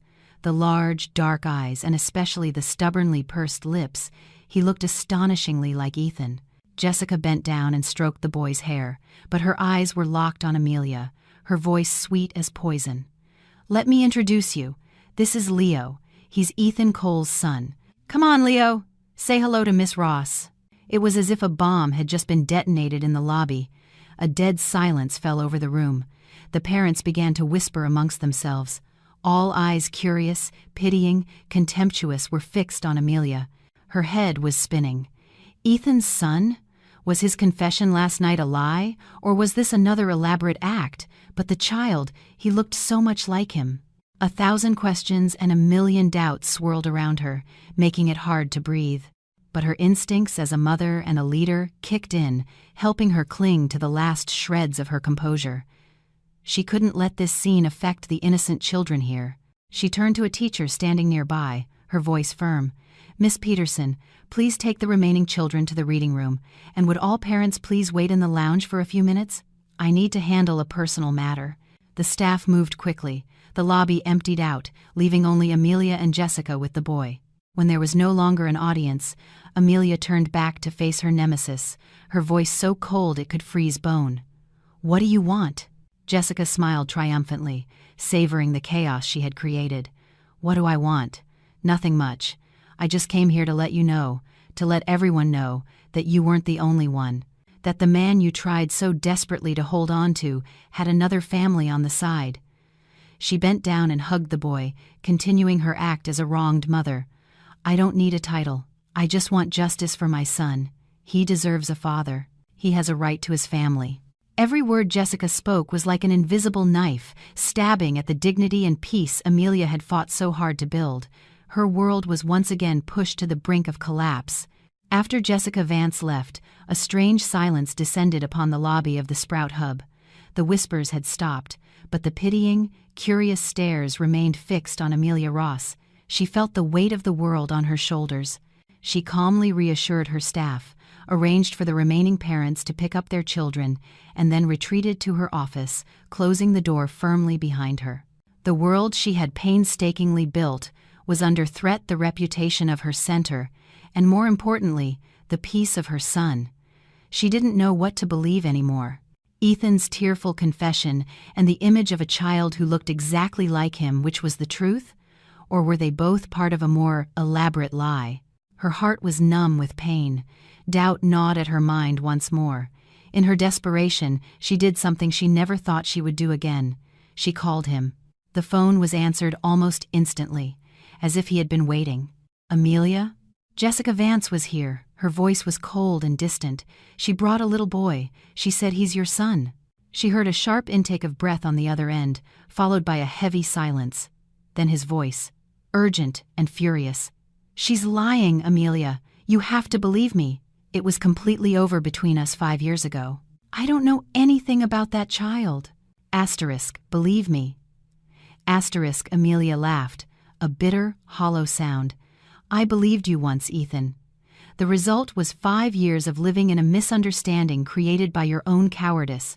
What am I supposed to believe now?" Without waiting for a reply, she hung up. She didn't want to hear any more explanations. His words had lost all value. Meanwhile, on the other end of the line, Ethan felt his blood boil. Jessica. It was her again. She still wouldn't let go. Still insisted on using the filthiest tricks to destroy his life, to extinguish the fragile spark of hope he had just found. Hearing the pain and doubt in Amelia's voice, Ethan knew that no amount of swearing or pleading would work now. His past silence had completely destroyed his credibility. This time, he couldn't be a coward. He had to act, decisively and definitively. The very next day, he had his secretary summon Jessica Vance to his office. Not a private meeting, but an official one, with his lawyer present. Jessica walked in confidently. She assumed Ethan had called her to negotiate. She had her demands ready, certain that the child was her trump card. "Well, well, CEO Cole," she said, crossing her legs, her tone mocking. "Finally ready to face your responsibilities as a father?" Ethan didn't get angry. He leaned back in his chair, hands steepled on the desk, his face like ice, his sharp gaze fixed on her. "Jessica, I don't have time for your games. I've called you here today to give you 2 choices." His attitude took her by surprise. "Oh?" "1," he said, his voice even but heavy with authority. "You and the boy will immediately take a DNA test with me. I will cover all costs. If the results show he is my son, I will fulfill all my financial obligations as a father. He will want for nothing. But you and he are to never, ever appear before or interfere in the lives of Amelia Ross and her son again. He paused, his gaze turning dangerous. 2. You refuse, and I will use every legal means at my disposal to force a test. And if the results show he is not my son, he gave a cold smile, then you had better be prepared to face charges for slander, fraud, and extortion. You know I can do it. The smug smile on Jessica's face froze. Her plan had been to use emotion and responsibility to pressure him, to make him negotiate. She never expected him to be so calm, so ruthless, directly issuing an ultimatum. She tried to play the victim. You don't believe me? Her eyes welled with tears. After everything I sacrificed for you, you doubt your own son? I don't believe times you asterisk, Ethan cut her off coldly. I was foolish enough to believe you once, and the price was 5 years of hell. I will not make that mistake again. Choose. His voice held no hesitation, his eyes no escape. Jessica was cornered. She looked at Ethan's emotionless face, then at the silent lawyer beside him.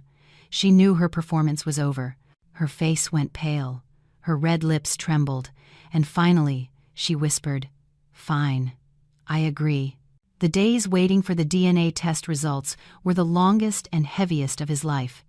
Ethan had informed Amelia of the confrontation and his decision. She said nothing, just listened in silence. But her silence was no longer one of absolute distance. It was a silence of waiting. She was giving him one last chance to prove his words. The fate of their fragile relationship now rested on a piece of paper. Ethan used his connections to expedite the process. 3 days later, the lab called to say the results were ready. That afternoon, in the waiting room of a high-end private medical facility, the air was thick with tension. Ethan sat with a cold, blank expression, but his tightly clenched hands betrayed his anxiety.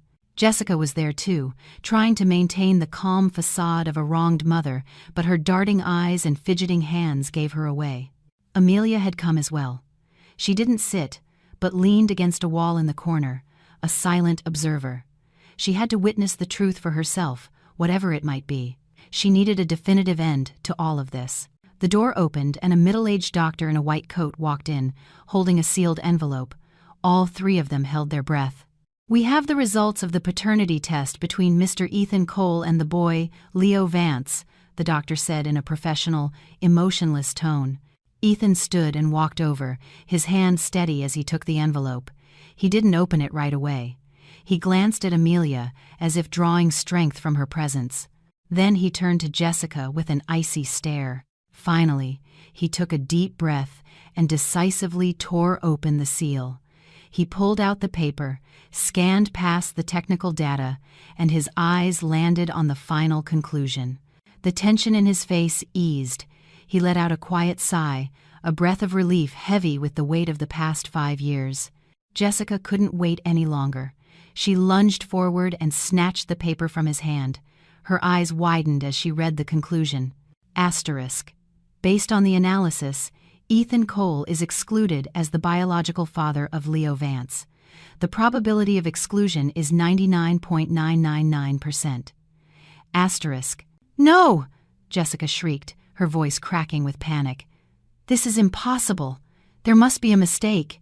Your machines are broken, or you did this." She whirled on Ethan. "You bribed them, didn't you?" Her pathetic mask shattered completely, revealing a face twisted with madness and defeat. Ethan didn't even bother to look at her. He turned to the doctor and said politely, "Thank you, doctor. I appreciate your time." Then he turned to Amelia. His eyes were now filled with relief, remorse, and a silent plea. His voice was softer than ever before. "Amelia, let's go home." As they turned to leave, Jessica collapsed into a chair, sobbing hysterically. Her final, desperate act had failed spectacularly. She was left alone in the sterile white room with her lies and her shattered ambitions. Ethan and Amelia walked out of the medical center together. Under the bright afternoon sun, neither of them spoke. The truth had been revealed, the lie exposed. A great weight had finally been lifted from both of their hearts. But the silence between them now was not peaceful. It was the silence of exhaustion, of relief, and of a great, unanswered question hanging in the air. What now? The drive from the medical center to Amelia's apartment building seemed longer than usual. The luxury Maybach glided through the city in near total silence.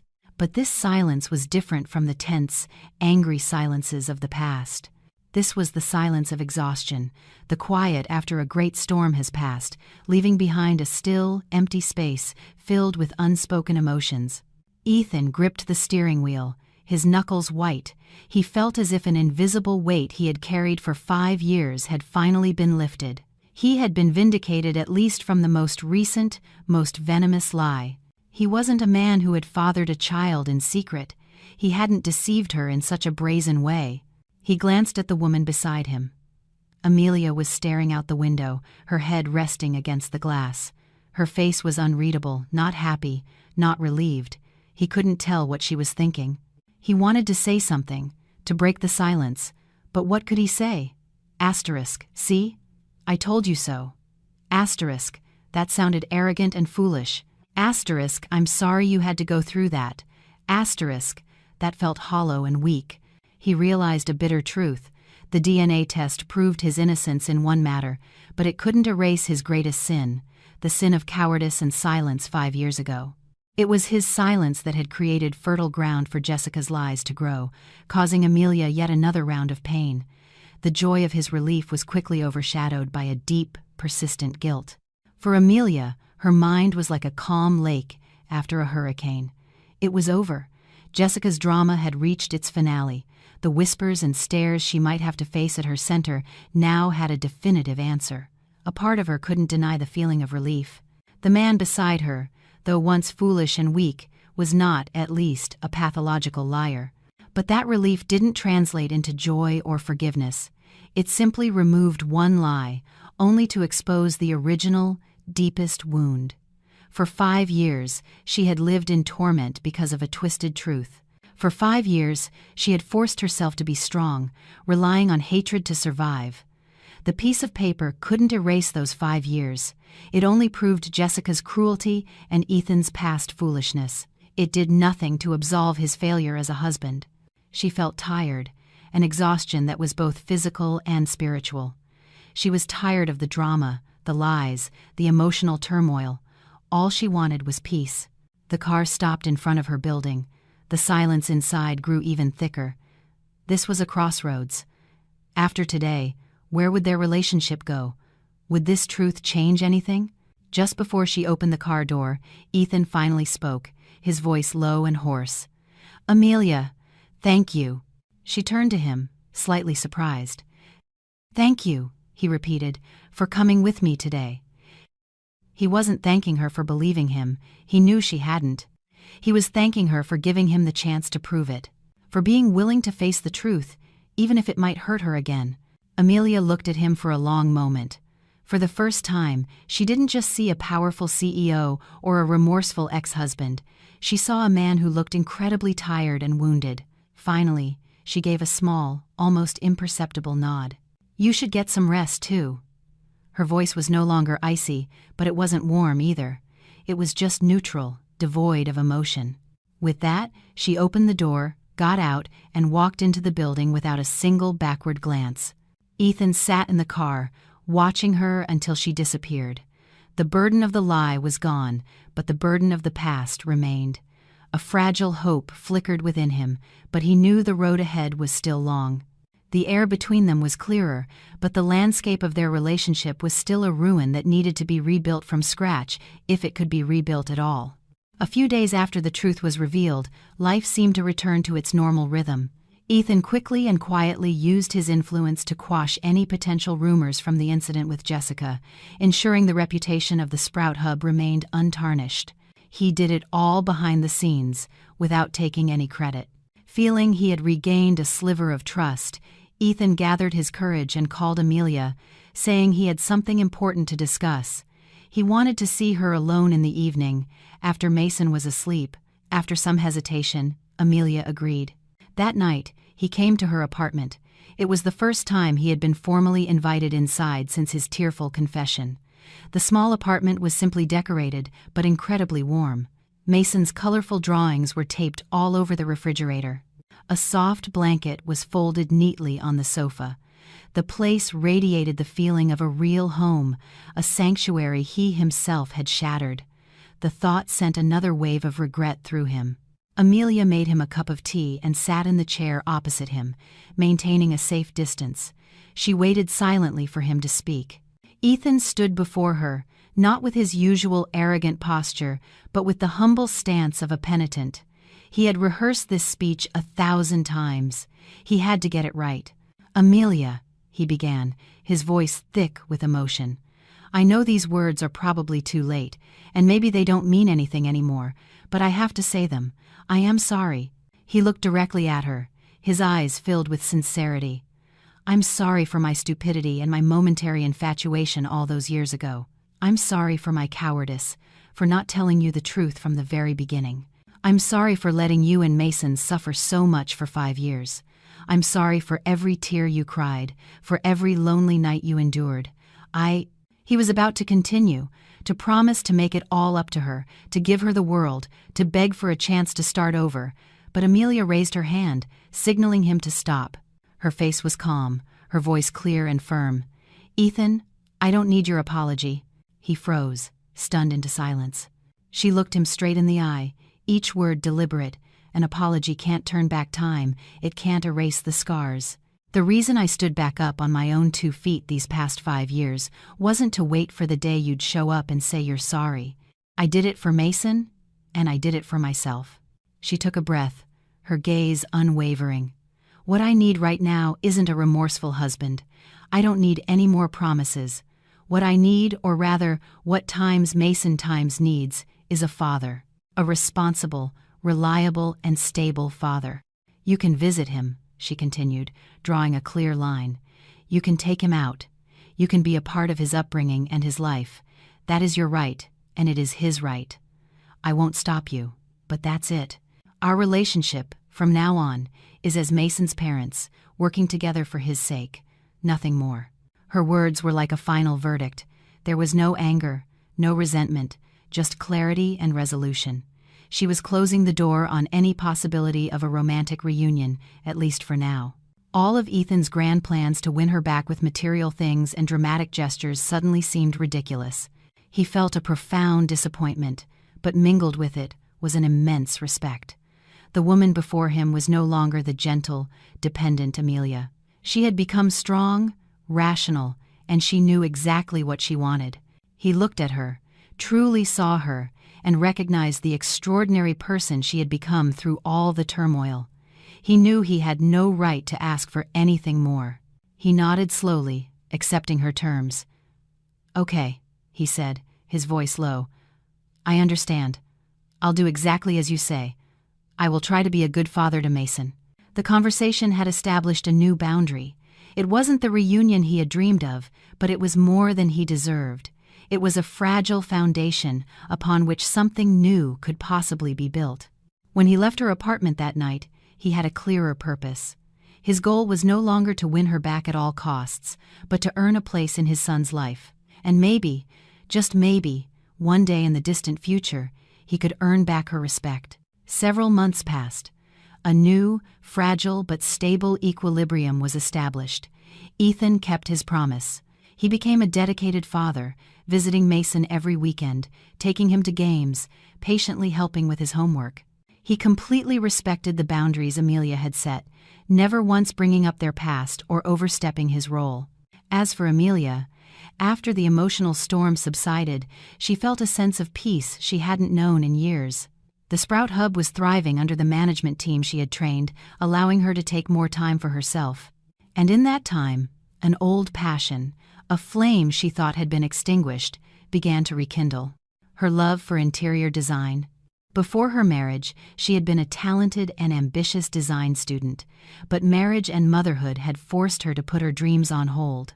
Now, she realized that while running her center brought her success and meaning, it was the act of creation, of sketching on blank pages, that was her true calling. She wanted to prove something, not to anyone else, but to herself. She wasn't just Mason's mother or Ethan's ex-wife, she was Amelia Ross, a designer. One evening, browsing online, she saw an announcement for the New York Design Star competition, a prestigious annual award in the architecture and interior design world. This year's theme was Designing a Community Cultural Space for Children. The grand prize was not just a large sum of money, but a contract to bring the winning design to life. Her heart pounded. This was it. In the following nights, after Mason was asleep, the lights in her small apartment burned late. She immersed herself in her work sketches, 3D models, ideas flowing endlessly. She felt alive, whole. Every line, every color, every material she chose was infused with her passion and her experience as a mother and an educator. Her design wasn't just a beautiful space, it was a space with a soul, a place to nurture creativity and heal. One weekend, when Ethan came to pick up Mason, he saw her engrossed in her blueprints. He glanced at her drawings, and astonishment filled his eyes. He had always known she was talented, but he never realized the depth and uniqueness of her vision. "Are you entering the Design Star competition?" he asked. Amelia nodded without looking up. "That competition is incredibly tough," he said, hesitating slightly. "Most of the finalists are from major firms or have powerful backers. The judges are all big names in the industry. I know a few people on the organizing committee. If you need, I can help." "No, thank you." Amelia cut him off, her voice firm but not harsh. She looked up at him. "Thank you for the offer, but I want to do this on my own. Whatever the outcome, I want it to be my own achievement, based on my own abilities." Her direct refusal left Ethan feeling a pang of disappointment, but it was quickly replaced by a profound respect. He saw in her eyes a burning flame of confidence and self-worth. She didn't need his protection anymore. She was building her own kingdom. He nodded slowly. "I understand. Good luck." Meanwhile, at the preliminary judging session, the mood was lackluster. Hundreds of portfolios had been submitted, most from well-known firms with safe, familiar styles. Alex Ryder, a brilliant young architect and this year's special guest judge, was flipping through the portfolios with a hint of boredom. He was known for his minimalist yet soulful style and his incredibly discerning eye. Suddenly, he stopped at one portfolio. It didn't have a big corporate name behind it, just an individual's. Amelia Ross, independent designer. What caught his eye wasn't the unfamiliar name, but the designs themselves. They were completely different. The space she created was modern yet warm, filled with light and soft curves. Her use of materials, her zoning of functions, it all showed a deep understanding of child psychology. It wasn't a project meant to show off technical skill. It was a space created from love. An older judge next to him glanced over. An independent designer? Never heard of her. Probably just an amateur trying her luck. Alex Ryder didn't reply immediately. He studied every detail of the drawings, then smiled faintly.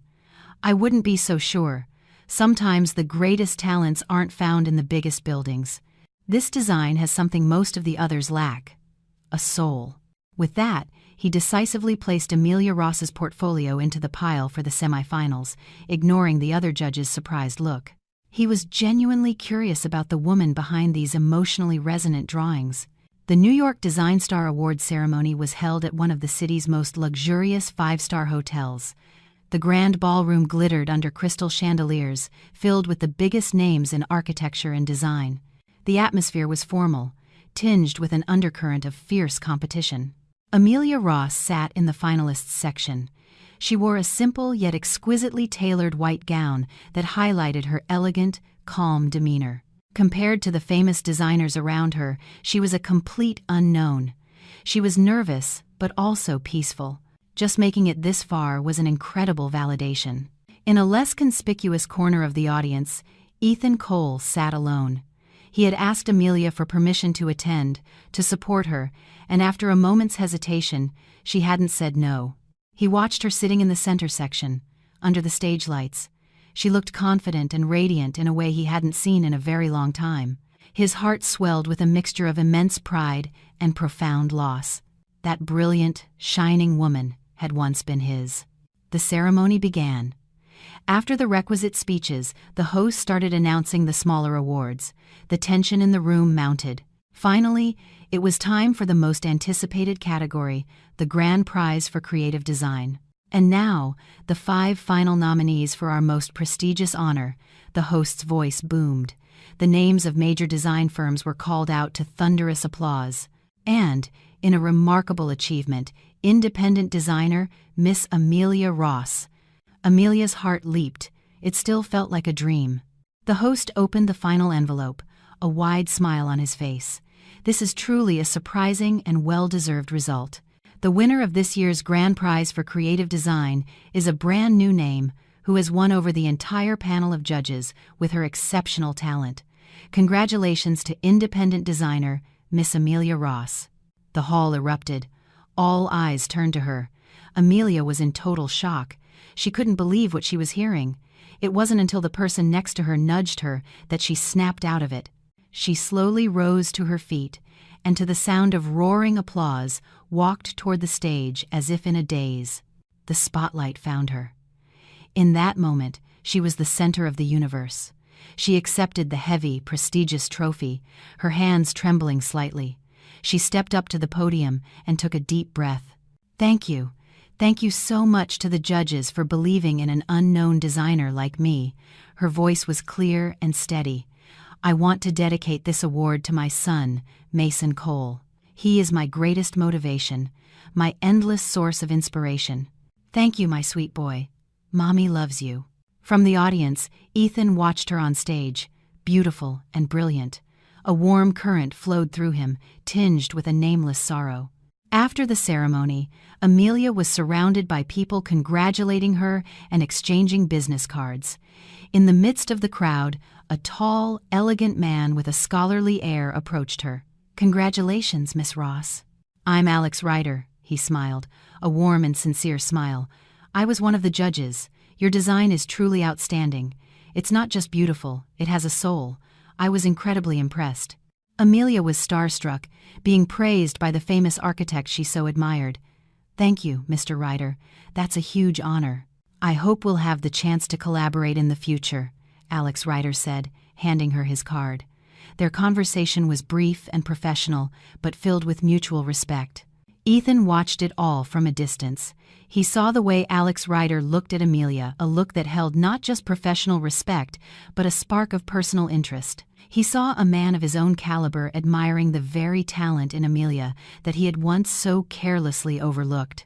A sharp, unfamiliar pang of jealousy stabbed at him. He was proud of her success, but he also realized that this success was pulling her further and further away from his world, onto a bigger stage where she would meet many other excellent men.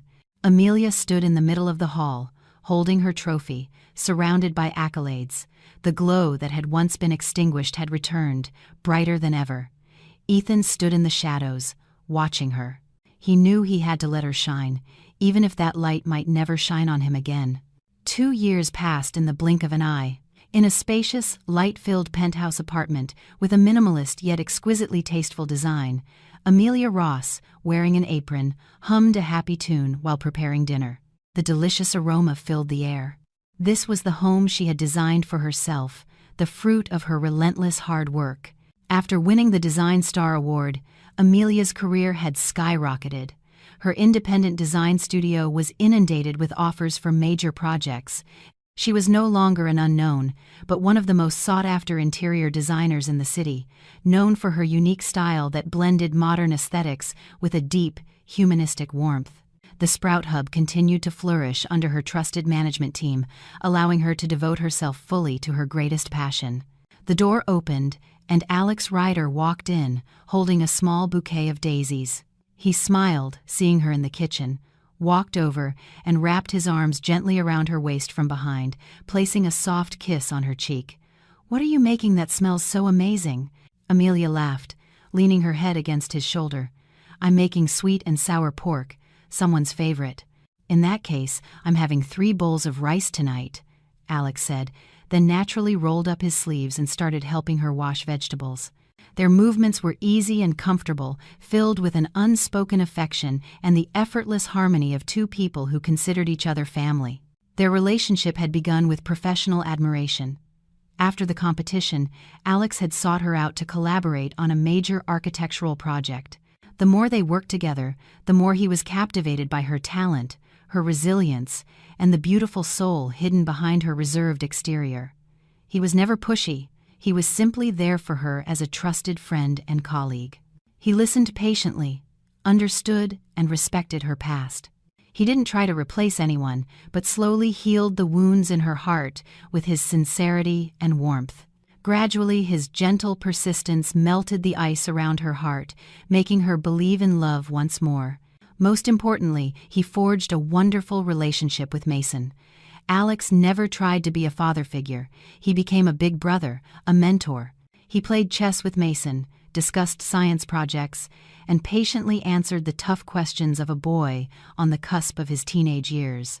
Mason, initially reserved, grew to love and respect him, calling him Uncle Alex.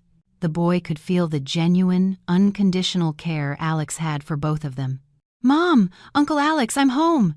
Mason, now a tall 12-year-old, burst in, breaking the romantic mood. "Go wash your hands, dinner's almost ready," Amelia said cheerfully. Their dinner was a lively, warm affair. They talked about everything from Alex's new building project and Amelia's difficult clients to Mason's tough physics test. Laughter filled the apartment, a perfect picture of a happy, normal family. Ethan Cole continued to play his part. He faithfully picked Mason up on weekends. His relationship with Amelia was now one of polite civility between co-parents. He had met Alex a few times during drop-offs. He saw the happiness in Amelia's eyes when she was with him. He saw the sincere care Alex showed Mason. It hurt like hell, but he accepted it as the price he had to pay. He was genuinely grateful that his son had another good man in his life. Later that evening, after Mason had gone to his room to study, Amelia and Alex sat on the balcony. She rested her head on his shoulder, gazing at the glittering New York night. "Alex," she said softly. Thank you. For being so patient, for waiting, and for showing me that happiness can be this simple." Alex Ryder said nothing, just tightened his arm around her. Their love wasn't a whirlwind of passion and drama.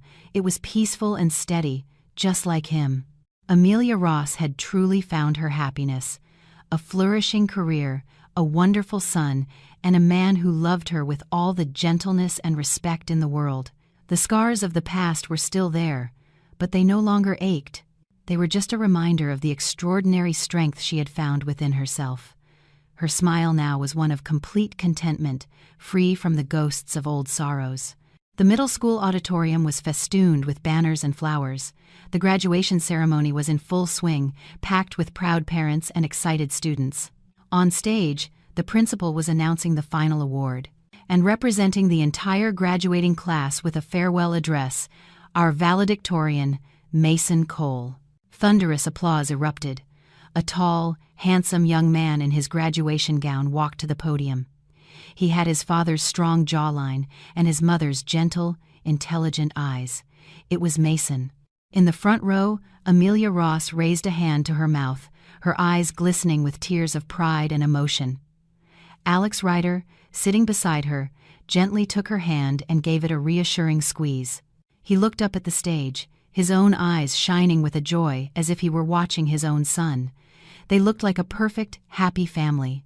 But in a shadowed corner at the very back of the auditorium, near an exit, a solitary figure stood watching, Ethan Cole. He had arrived early but had chosen not to sit up front. He didn't want to intrude on their complete family portrait. He just wanted to watch this important milestone in his son's life from a distance. He saw Mason on stage, confident and mature, and his heart swelled with pride. Then his gaze shifted to Amelia and Alex. They sat close together, the love between them palpable. The image was both beautiful and agonizing. He had accepted this reality. He had learned to live with his loss. True love, he had learned, wasn't about possessing someone at all costs. Sometimes it was about letting go, so the person you love can be happy, and he knew Amelia's happiness was no longer with him. On stage, Mason began his speech, his voice clear and resonant. He thanked his teachers and friends. Then he looked toward his mother. "But the person I want to thank the most," his voice wavered slightly with emotion, "is my mom. Thank you for always being my rock, for always believing in me, for sacrificing everything for me. I also want to give a special thank you to Uncle Alex. Thank you for being such a great friend and mentor, for teaching me so much." He didn't mention his father's name, not out of hatred, but simply because in his daily life, his family was the people sitting in the front row. Ethan smiled, a bitter smile, but he didn't blame his son. He knew this was the consequence he had to bear. When the ceremony ended, people flooded the stage to offer congratulations. He saw Alex walk up and pull Mason into a big hug, clapping him on the back. He saw Amelia approach, her face radiant. The three of them stood together, laughing, a portrait of warmth that anyone would envy. Ethan didn't go up. He knew his presence would only make things awkward. He quietly turned and walked out of the auditorium. He took out his phone and typed a short, simple text message to his son. Asterisk. Congratulations on your graduation, son. Dad is so proud of you. Asterisk. He knew Mason would read it later. This was how he existed in his son's life now, a quiet, background presence. He walked out of the school gates and blended into the bustling New York crowd. A lonely figure, but one no longer tormented. He had found a strange peace in his own acceptance. He had lost the love of his life, but he hadn't lost everything. He still had his son's love, and that was the most precious connection of all. Elsewhere in the city, in her warm apartment, Amelia Ross was celebrating with her small family. She watched Alex serve Mason a piece of cake, saw the brilliant smile on her son's face, and a serene, contented smile of her own bloomed. She had weathered the storm, and now she was finally home. A happy place, a place where he was not needed.